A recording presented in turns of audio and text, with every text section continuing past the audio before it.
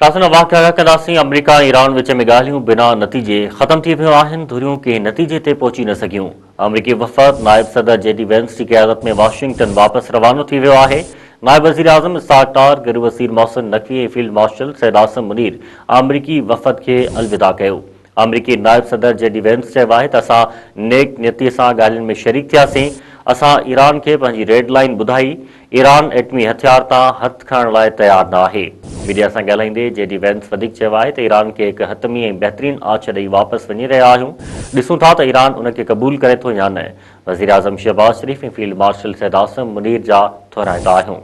हिकु भेरो ॿीहर ब्रेकिंग न्यूज़ अवां ताईं पहुचायूं पिया त अमेरिका ईरान विच में इस्लामाबाद में थींदड़ ॻाल्हियूं बिना नतीजे ख़त्म थी वियूं आहिनि।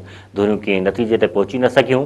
अमरीकी वफ़द नायब सदर जेडी वेंस जी क़यादत में वाशिंगटन वापसि रवानो थी वियो। नायब वज़ीर आज़म इसहाक़ डार, गैर वज़ीर मोहसिन नक़वी ऐं फील्ड मार्शल सैयद आसिम मुनीर अमरीकी वफ़द खे अलविदा कयो।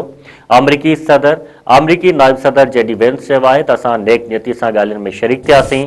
असां ईरान खे पंहिंजी रेड लाइन ॿुधाई। ईरान एटमी हथियारनि तां हथ खणण लाइ तयारु न आहे। मीडिया सां ॻाल्हाईंदे जेडी वेंस वधीक चयो आहे त ईरान खे हतमी ऐं बहितरीन आछ ॾेई वापसि वञी रहिया आहियूं। ॾिसूं था त ईरान उन खे क़बूल करे थो या न। वज़ीर आज़म शहबाज शरीफ़ ऐं फील्ड मार्शल सैयद आसिम मुनीर जा थोराइता आहियूं।